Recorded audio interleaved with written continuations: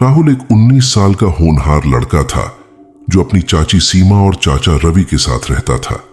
उसके माता पिता का एक हादसे में निधन हो गया था जब वह सिर्फ 10 साल का था। पिछले 9 साल से वह अपने चाचा के साथ रह रहा था। सीमा राहुल की सौतेली चाची थी जो रवि से दूसरी शादी करके आई थी। वह महज 35 साल की थी और राहुल से सिर्फ 16 साल बड़ी थी।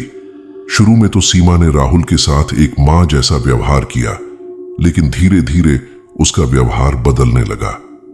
एक शाम जब रवि ऑफिस से लेट आया, सीमा ने राहुल के कमरे में आकर कहा, तुम्हारे चाचा आज लेट आ रहे हैं, चलो हम दोनों डिनर कर लेते हैं।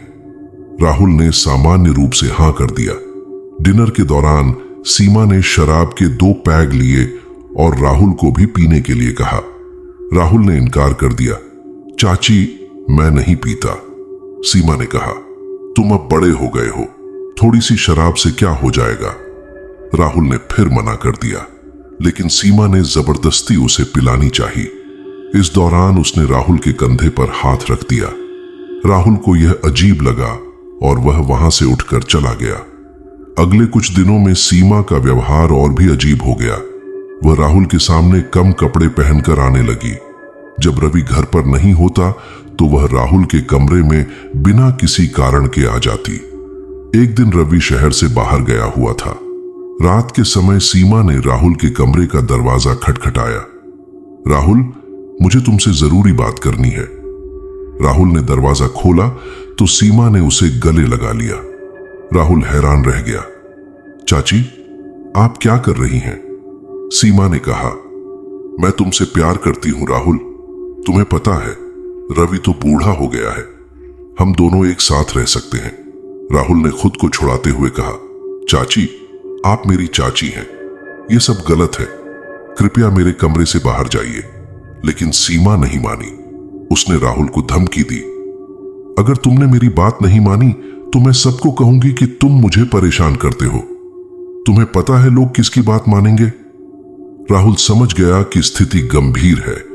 उसने तुरंत अपने सबसे अच्छे दोस्त आकाश को फोन किया और सारी बात बताई। आकाश ने सलाह दी, तुम्हें तुरंत अपने चाचा को बताना चाहिए। लेकिन राहुल डर गया। अगर चाचा को विश्वास नहीं हुआ तो चाची कह सकती है कि मैं झूठ बोल रहा हूं। अगले दिन रवि घर लौटा। राहुल ने उसे सब कुछ बताने का फैसला किया, लेकिन जैसे ही वह चाचा से बात करने गया, सीमा ने उसे रोक लिया। कहां जा रहे हो? सीमा ने पूछा। चाचा से बात करने, राहुल ने सीधा जवाब दिया। सीमा ने मुस्कुराते हुए कहा, अच्छा जाओ, लेकिन याद रखना मैं तुमसे पहले ही बात कर चुकी हूं। मैंने रवि को बता दिया है कि तुम मुझे परेशान करते हो। राहुल का दिल धड़क रहा था। वह चाचा के पास गया। रवि ने गुस्से में कहा, राहुल, मुझे सीमा ने बताया कि तुम उसे परेशान करते हो, यह सच है? राहुल ने कहा, नहीं चाचा, सच तो यह है कि सीमा चाची मुझे परेशान कर रही हैं। रवि को विश्वास नहीं हुआ। तुम झूठ बोल रहे हो, सीमा तुम्हारी चाची है, वह ऐसा कैसे कर सकती है? उस रात राहुल ने फैसला किया कि वह सबूत जुटाएगा। उसने अपने फोन में वॉइस रिकॉर्डिंग ऐप डाउनलोड किया। अगले दिन जब रवि ऑफिस गया तो राहुल ने रिकॉर्डिंग शुरू कर दी। सीमा फिर से उसके कमरे में आई। क्या सोचा, तुम मेरी बात मानोगे? राहुल ने चालाकी से कहा, चाची, आप मेरी चाची हैं, आप ऐसा कैसे सोच सकती हैं? सीमा ने कहा, चाची भतीजा का रिश्ता समाज के लिए है, हम दोनों तो एक उम्र के हैं। मैं तुमसे प्यार करती हूं। राहुल ने पूछा, और चाचा का क्या, वह आपके साथ हैं? सीमा हंसी।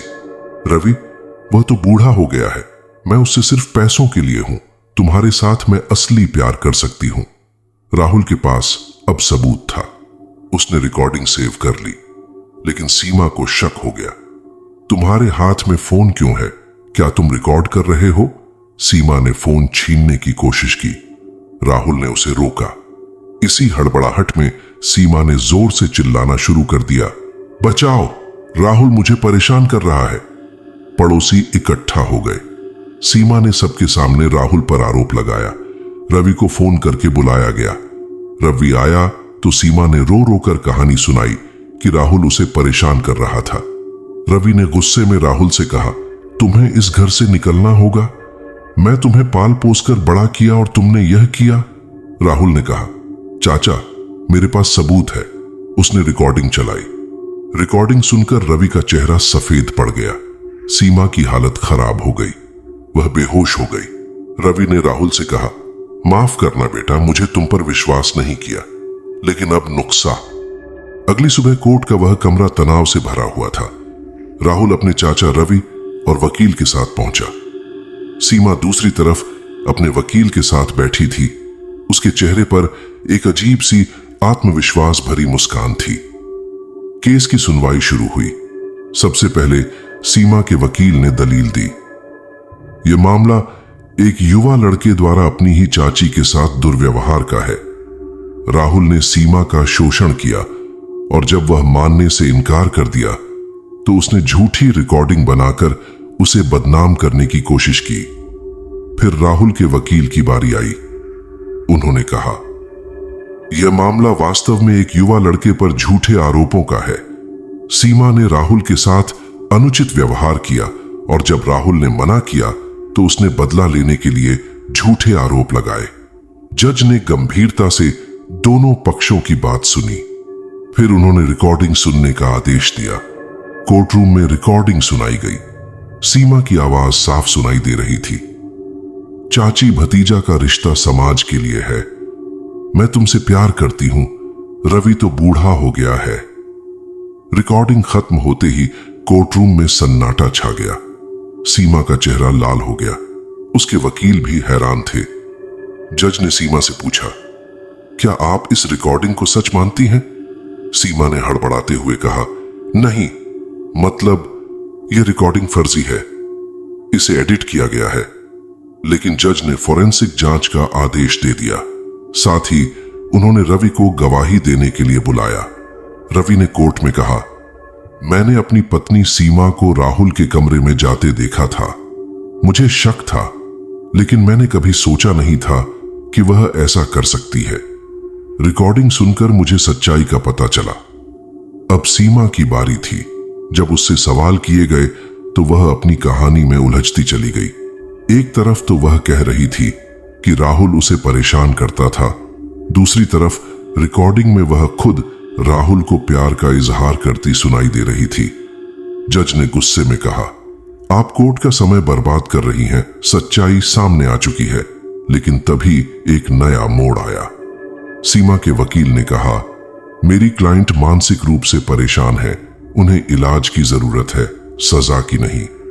कोर्ट ने सीमा का मनोवैज्ञानिक टेस्ट करवाने का आदेश दिया। जांच में पता चला कि सीमा को इरोटोमेनिया नामक बीमारी थी, जिसमें मरीज को लगता है कि कोई उससे प्यार करता है। डॉक्टर ने बताया, सीमा को लगता था कि राहुल उससे प्यार करता है। जब राहुल ने मना किया तो उसने बदला लेने की कोशिश की। अब सच्चाई पूरी तरह सामने आ चुकी थी। जज ने फैसला सुनाया, सीमा देवी, आपने एक मासूम लड़के पर झूठे आरोप लगाकर उसकी जिंदगी खतरे में डाली। हालांकि आप मानसिक रूप से बीमार हैं, लेकिन इससे आपके अपराध कम नहीं हो जाते। आपको 2 साल की जेल की सजा सुनाई जाती है, साथ ही मानसिक इलाज का आदेश दिया जाता है। सीमा को गिरफ्तार कर लिया गया। राहुल आखिरकार मुक्त हो चुका था, लेकिन उसकी जिंदगी पूरी तरह से बदल चुकी थी। मोहल्ले में लोग अब भी उसे संदेह की नजर से देखते थे। कुछ लोग कहते, जरूर कुछ तो होगा, नहीं तो चाची ही उस पर आरोप क्यों लगाती। राहुल ने फैसला किया कि वह इस शहर को छोड़कर जाएगा। उसने दिल्ली जाकर पढ़ाई जारी रखने का फैसला किया। रवि ने राहुल का साथ दिया। उसने कहा, तुम्हारे माता पिता ने तुम्हें मेरे सुपुर्द किया था, मैं तुम्हारी पढ़ाई का खर्च उठाऊंगा। माफ करना बेटा, मैं तुम्हें पहचान नहीं पाया। राहुल ने दिल्ली जाकर इंजीनियरिंग की पढ़ाई शुरू की। वहां कोई उसके बारे में नहीं जानता था। उसने नई जिंदगी शुरू की। 2 साल बाद राहुल की मुलाकात अनामिका नाम की एक लड़की से हुई। अनामिका साइकोलॉजी की स्टूडेंट थी। धीरे धीरे दोनों में दोस्ती हुई और फिर प्यार हो गया। एक दिन राहुल ने अनामिका को अपनी पूरी कहानी सुनाई। अनामिका ने कहा, तुम बहुत बहादुर हो राहुल, तुमने सच्चाई के लिए लड़ाई लड़ी। राहुल ने कहा, मैंने सोचा था कि कभी किसी से प्यार नहीं करूंगा, लेकिन तुमने मेरा विश्वास वापस लौटाया है। इस बीच सीमा को जेल से रिहाई मिली। उसका इलाज जारी था। वह रवि के पास वापस आई और माफी मांगी। रवि ने उसे माफ तो कर दिया, लेकिन उनका रिश्ता पहले जैसा नहीं रहा। एक दिन राहुल और अनामिका शादी के बाद रवि से मिलने गए। सीमा ने राहुल से कहा, माफ करना राहुल, मैंने तुम्हारी जिंदगी बर्बाद करने की कोशिश की। राहुल ने कहा, चाची आप बीमार थीं, मैं आपको माफ करता हूं। आज राहुल और अनामिका एक साथ हैं और मानसिक स्वास्थ्य के क्षेत्र में काम करते हैं। वह युवाओं को शिक्षित करते हैं कि कैसे ऐसी स्थितियों से निपटे। राहुल कहता है, गलत आरोपों से डरो मत, सच्चाई की हमेशा जीत होती है मां। राहुल और अनामिका की शादी के बाद उन्होंने मिलकर युवा सशक्तिकरण मिशन नामक एक संगठन की शुरुआत की। इस संगठन का उद्देश्य था युवाओं को झूठे आरोपों और मानसिक स्वास्थ्य के मुद्दों के बारे में जागरूक करना। उनका पहला वर्कशॉप राहुल के पुराने कॉलेज में आयोजित किया गया। इसमें 200 से ज्यादा छात्र छात्राएं शामिल हुए। राहुल ने अपनी पूरी कहानी साझा की और बताया कि कैसे उन्होंने न्याय के लिए संघर्ष किया। अनामिका, जो अब एक प्रोफेशनल साइकोलॉजिस्ट बन चुकी थी, ने मानसिक स्वास्थ्य के महत्व के बारे में बताया। उन्होंने समझाया, कई बार लोग मानसिक बीमारी के कारण गलत फैसले लेते हैं। जरूरी है कि हम ऐसे लोगों की पहचान करें और उन्हें उचित इलाज दिलाएं। धीरे धीरे उनका संगठन पूरे देश में मशहूर हो गया। उन्हें कई स्कूलों और कॉलेजों से वर्कशॉप के लिए बुलाया जाने लगा। एक दिन उन्हें एक खास केस मिला। 22 साल की प्रिया नाम की एक लड़की ने फोन किया और बताया कि उसके साथ भी कुछ ऐसा ही हुआ है। उसके चाचा ने उस पर झूठे आरोप लगाए थे। राहुल और अनामिका ने तुरंत प्रिया की मदद की। उन्होंने उसे कानूनी सलाह दी और मनोवैज्ञानिक सहायता प्रदान की। केस कोर्ट में गया और प्रिया को न्याय मिला। इस सफलता के बाद संगठन को और भी केस मिलने लगे। राहुल और अनामिका ने एक विशेष टीम बनाई जो ऐसे मामलों में मुफ्त कानूनी सहायता प्रदान करती थी। 2 साल बाद राहुल और अनामिका ने एक बेबी गर्ल को गोद लिया। उन्होंने उसका नाम आशा रखा। आशा के आने से उनके जीवन में नई खुशियां आई। एक दिन रवि और सीमा उनसे मिलने आए। सीमा का इलाज पूरा हो चुका था और वह पूरी तरह ठीक हो गई थी। उसने राहुल से कहा, तुमने न सिर्फ मुझे माफ किया बल्कि मेरी मदद भी की। तुम सच में बहुत महान हो। राहुल ने मुस्कुराते हुए कहा, चाची, हर इंसान गलती कर सकता है। महत्वपूर्ण यह है कि वह अपनी गलतियों से सीखे। उनके संगठन ने एक हेल्पलाइन नंबर शुरू किया, 1800-436। इस नंबर पर कोई भी व्यक्ति मानसिक स्वास्थ्य संबंधी समस्याओं या झूठे आरोपों के मामले में मदद ले सकता था। 1 साल बाद राहुल और अनामिका को राष्ट्रपति भवन में सम्मानित किया गया। उन्हें युवा सशक्तिकरण और मानसिक स्वास्थ्य के क्षेत्र में उनके योगदान के लिए पुरस्कार मिला।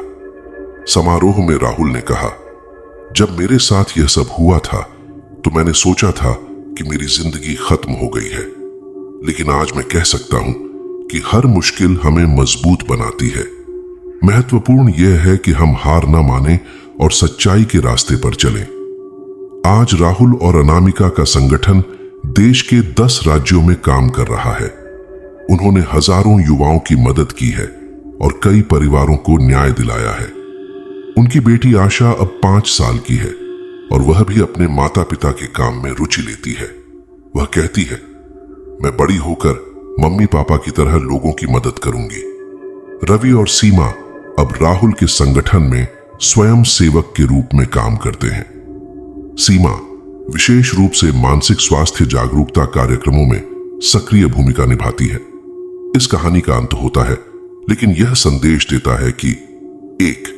सच्चाई की हमेशा जीत होती है। 2. मानसिक स्वास्थ्य का ध्यान रखना जरूरी है।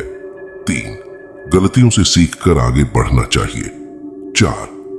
समाज में बदलाव लाना संभव है। समाप्त।